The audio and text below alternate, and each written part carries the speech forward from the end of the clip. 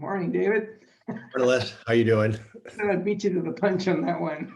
It's my turn to say good morning first. Was? I'll I'm, Rochambeau you. I'm angry at you. Sounds like that's a great topic for us to talk about, anger. Right. So we're going to spend a few weeks here on anger, and it sounds like a lot of time to spend on anger. But remember, by the way, we're at dynamic healing moments. And the reason why we call it dynamic healing, because symptoms and disease and healing are an interaction between your environment and your nervous system. And then your chemical output is the final result. So with anger, I've changed this dramatically since I've been working with Dr. Arya about the role of the autonomic nervous system in all these emotions. So remember, you have the input, then you have your nervous system, and then you have the output.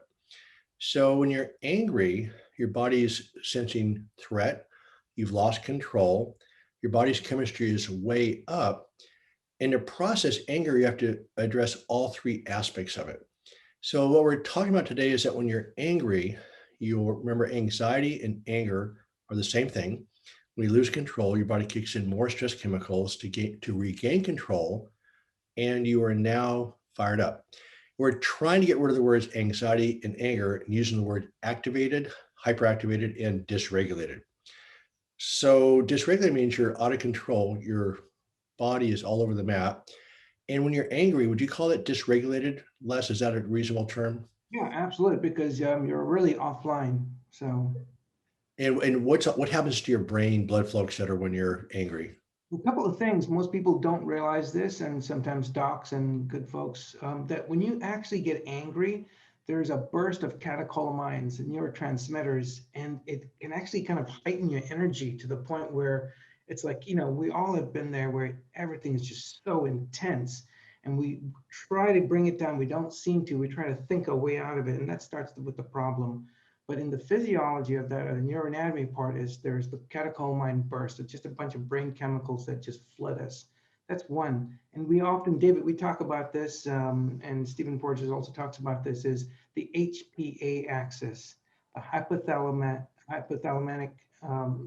geez, I can't even speak this morning, the hypothalamus, pituitary, and adrenal gland, HPA, that produces the cortisol. And so you have this, and you talk a lot about the surge of chemistry in our body and our brain, and it floods us, and to the point where it's whole muscles tense up. It's gearing us up for fight or flee. You got that going on in your brain. Your body is tensing up, and the front part of your brain. This is the part I want everyone to know that you talk about getting back online, is that when you're angry, the front part of your brain, it's like a Wi-Fi, it goes offline, because you don't need to think when you're in survival mode. You need to get out of there or fight your way out. And so the most primitive parts of our brain, the limbic system and the brainstem, the animal brain, the emotional brain, they just flood us and dominate us because it's in service of survival. Well, anger is also destructive because it's all about you. You're going to survive no matter what. It destroys relationships. It destroys awareness. It's the essence of abuse because anger is actually the blood flow to your thinking centers is compromised. It goes to your primitive centers and you can't think right. And it took me years to figure out that, anger is the tipping point of solving chronic pain, period. You're trapped by pain, you're angry, you're frustrated. The problem is when you're angry, I call it temporary insanity. You just cannot think. So what I found out was that.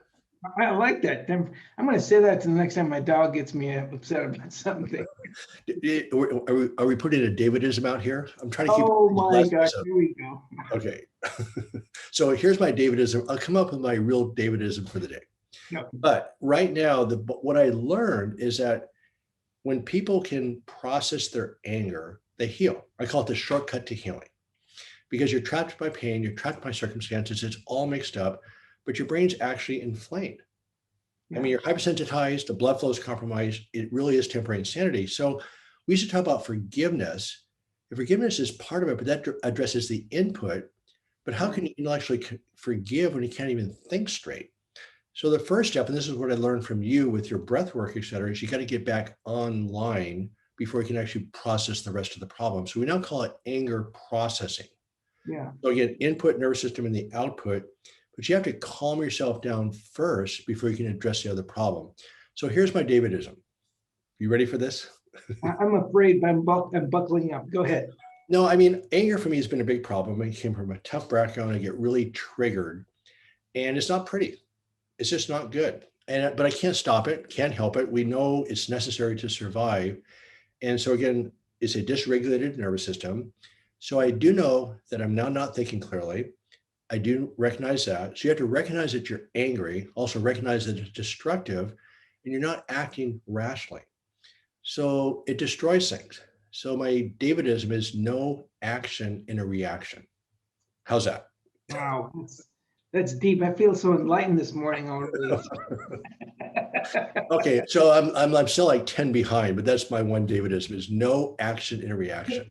Yeah, so David, I got a couple comments on that. I really sincerely, I read that in the email, and that's a great statement. I pause there when I do that. So absolutely, I agree with you. Great Davidism. So I've got a couple comments about anger, and some of my patients often ask, so, I really am not angry, or so what I have a psychologist, we have something called primary emotions and secondary emotions. Sometimes, let me give you an example. When someone says they're not angry or anxious, because we kind of believe it's the same continuum, right? Right. Who's this? When someone cuts you off in the road, very often we go, we get into this fear response, and then we go, son of a gun. See, that's secondary. And often I believe the reason why I'm very angry is because we deeply are fearful of something. Let me give you another example. A child, a toddler, breaks loose from the front door and runs to the middle of the street, thinking it's funny, looking back at the mom or the dad. And as the mom and dad chases after the child, the mom or dad are just frantic in fear that something will happen to that toddler. And the toddler is laughing. And when the parent grabs the child, then the anger comes about. Right. What we talk about in psychology is there's a primary and secondary emotion. And very often what you see on the outside has something deeper on the inside.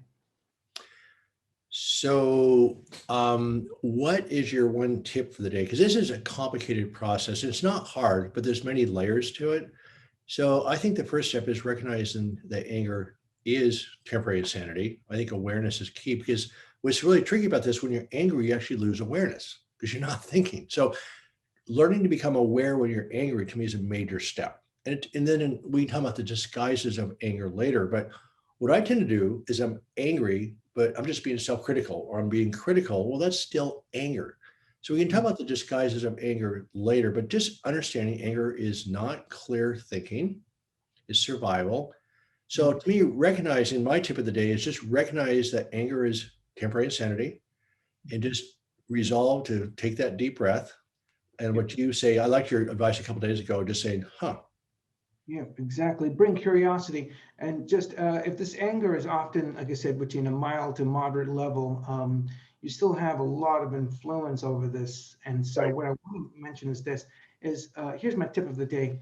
Notice when you are talking with someone or you're dealing with a difficult text or an email, a bill, or just even thinking about certain things. This weekend, Memorial Day is coming up, right? So traffic and hassles.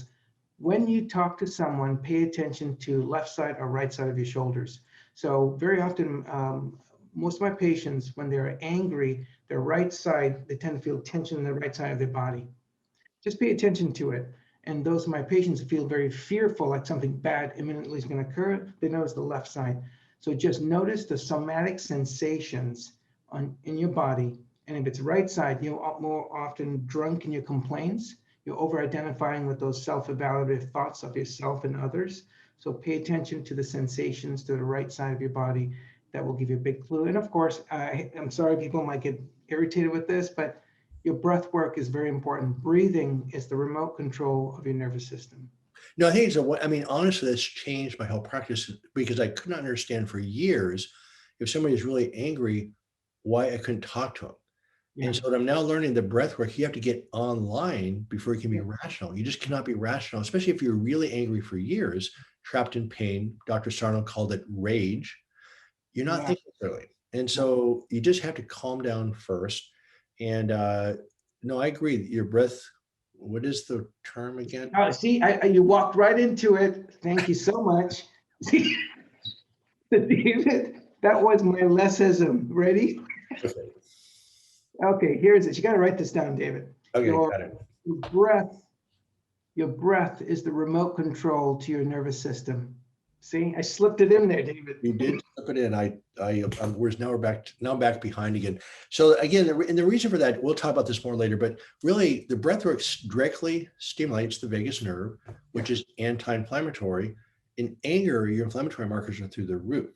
And so what you're doing, this is not some psychological mental construct. You're directly stimulating the vagus nerve, which is the most powerful anti-inflammatory aspect of the entire body. So anyway, Les, thank you. I have my lessism for the day. Don't forget my Davidism. No, I didn't forget yours. No action and a reaction.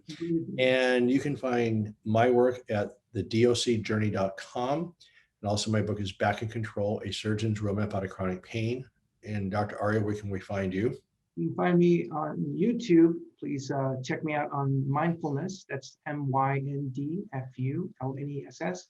That's mindfulness channel in YouTube. And you can also find me on remedypain.co.